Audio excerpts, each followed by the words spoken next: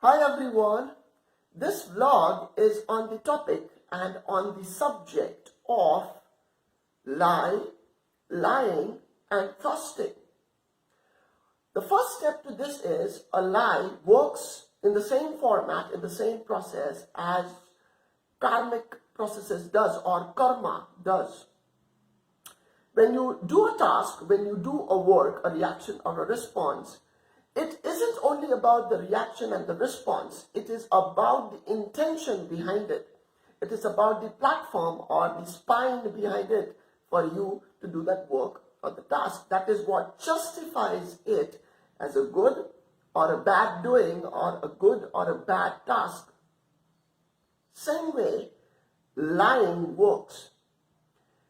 A lie, an authentic lie which will give you a karmic process, karmic bondage, which will eventually conclude to hurting or giving pain to someone would be a lie which is intended to give pain to someone. A lie which is intentionally done, calculated, and then processed, then reacted or responded to. A lie which is intended to give pain to someone is an authentic lie. Let us understand this way. A lot of times what youngsters do, that when they come home late from office, professional meetings or gatherings, friend circles, they come around 12 or 1, and when the next day the mom or the dad or parent or a grandparent ask the youngster, "Have you eaten yesterday?" The youngster very deliberately says yes, even if the person has not eaten. Why? Because the person knows that the person was not feeling hungry, but still if the person says and gives an authentic answer to the grandparent or the parent, it wouldn't be gullible or digestible to the parent. And the parent would be overthinking, excessively thinking, overreact, and they would not be able to digest the reaction or the true answer. Hence, the youngster gives an answer which the parent wants, just to make them feel comfortable, just to avoid excessive thinking, just to avoid more question answers. This has no intention to give pain to the parent. This has an intention not to give pain to the parent. Hence, this, according to me, as far as I understand, this isn't a lie. This is an answer, a reaction, or a response to avoid excessive thinking, stress to the parent. The same way trusting works. When you trust someone, if you're trusting because of a checklist which you have, which is usually subconscious, the needs, the wants, the desires, and the expectation that wow, it's everything very flowery, which is only a myth, it is only a mindset.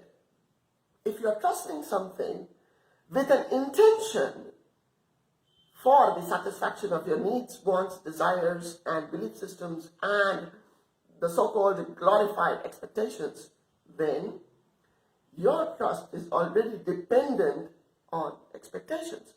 Your trust should be your trust, and your trust should be self-sufficient, and it should not be dependent on your checklist. Trust which is dependent on the checklist is worst. That will only, believe me, conclude to pain, and only sufferings. A trust which is dependent is a subconscious agreement between two people. One person trusts the other on a so-called checklist. The other person trusts the other person on a so-called checklist. It is as good as business. It is as good as mutual satisfying business. Nothing more than that. Hence, usually people have a misconception about trust, and they connect it with a lie. When people do not understand the connection and the overall concept of trusting and lying, what happens is something which is very general and very overrated. People screw up big time. Why? This is nobody's fault. It is people's fault. They are not deep diving. They are not reflecting on their mentality. They are not reflecting onto their own selves. They don't know how their minds work. Remember, your life depends on your mentality. Everything which happens in your life happens through your mind. That is why it is at the top of your body. If it was not that important, it would be there somewhere down the knee or the ankle. Nature has given you the mind at the top of your body. Why? The nature is trying to give you a hint where you're supposed to work. But unfortunately, we are already very intelligent. We are self-proclaimed intelligent. We are very clever already. Hence, we don't know how our mind works. We are not deep diving into our own concepts about trust and lie. If someone gives you an authentic lie, we excessive think over it, we overthink over it. Usually people overreact and excessive think. Overreaction is a cliche. It is always there in everyone because they don't know how to react, what to react, why to react. They don't know how to overreact, why to overreact, and for what to overreact. They do not know that, and hence they keep on doing it, and they keep on continuing it. People usually overreact. Trusting and lying are connected, but if you deep dive into it, they are different boxes. A lie, as I told, as I shared, a lie which is intended pain is only a lie. And after the next time, remember, everyone is responsible for their own pains and happinesses. Nobody gives happiness or pain to anybody else. Just as hunger, nobody can eat for someone else. The same way pain and happiness works. Your happiness and your pain should be self-sufficient. And when it becomes self-sufficient, the idea of life for you will change. The whole life changes drastically. If you want to deep dive, buzz me in.